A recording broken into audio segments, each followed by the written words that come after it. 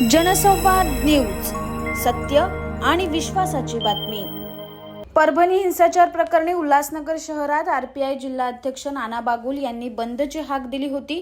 या बंदला शहरातील नागरिक आणि व्यापाऱ्यांनी प्रतिसाद देत दुकाने बंद ठेवली होती। दुपारच्या सुमारास जिल्हाध्यक्ष नाना बागुल आणि त्यांच्या शिष्टमंडळाने पोलीस उपायुक्त सचिन गोरे यांची भेट घेऊन निवेदन दिले आहे। यावेळी कठोरात कठोर कारवाई करण्याची मागणी त्यांनी निवेदनाद्वारे केली। दुपारनंतर बंद मागे घेण्यात आलाय। परभणीला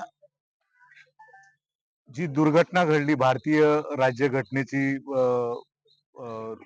त्या ठिकाणी नासधूस करण्यात आली, त्याचा निषेध म्हणून आम्ही अतिशय कमी काळामध्ये आमचे पक्षाचे नेते माननीय नामदार Ramdasji Athawale, Republican party of इंडियाचे राष्ट्रीय अध्यक्ष यांनी आदेश दिला आणि त्या आदेशानुसार आज 16 डिसेंबरला संपूर्ण उल्हासनगर शहर बंद करण्याचा पक्षानं निर्णय घेतला। शहरातले व्यापारी असतील, रिक्षा चालक मालक असतील, नागरिक असतील, यांनी चांगल्या पद्धतीनं आम्हाला प्रतिसाद दिला। भारतीय राज्यघटना ही कुठल्या एका पक्षाची, एका समाजाची नाहीये। संपूर्ण भारतातल्या प्रत्येक नागरिकाची जबाबदारी आहे त्याचं घटनेचं पावित्र्य राखण्याची, आणि त्या जबाबदारीच्या भावनेतनं आम्ही आजचा हा बंद पाळलेला आहे। रिपब्लिकन पक्षाची जिल्हा कार्यकारिणी, उल्हासनगर शहर जिल्ह्याची कार्यकारिणी आणि आम्ही माननीय प्रांत अधिकारी यांच्याकडे पक्षाच्या वतीने निवेदन दिलं।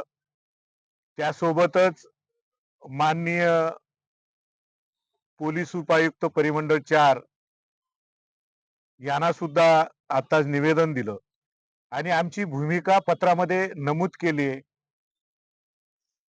अशा पद्धतीची दुर्घटना भविष्यात घडू नये म्हणून शासनाने उपाययोजना करावी आणि जे दोषी आहेत त्या दोषींवर कडक कारवाई करावी, अशा पद्धतीचं निवेदनामध्ये नमूद केलंय।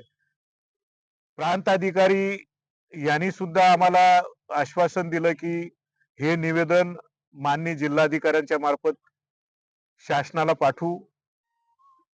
माननीय पोलीस उपायुक्त यांनी सुद्धा हे निवेदन आम्ही योग्य त्या चॅनलच्या मार्फत शासनाला पाठवू, अशा पद्धतीचं आश्वासन दिलंय। मी आजच्या या झालेल्या बंद यशस्वीमध्ये जे जे सहभागी आहेत, नागरिक असतील, व्यापारी असतील, रिक्षा युनियन असेल, त्यांना सगळ्यांना आजच्या या बंद मध्ये सहकार्य केल्याबद्दल मी त्यांचे सगळ्यांचे आभार मानतो। धन्यवाद। जय भीम, जय महाराष्ट्र, जय झुलेलाल। जनसंवाद न्यूज, सत्य आणि विश्वासाची बातमी। आजच सबस्क्राइब करून बेल आयकॉनला क्लिक करा आणि पहा ताज्या घडामोडींचा अचूक अंदाज आपल्या मोबाईलवर।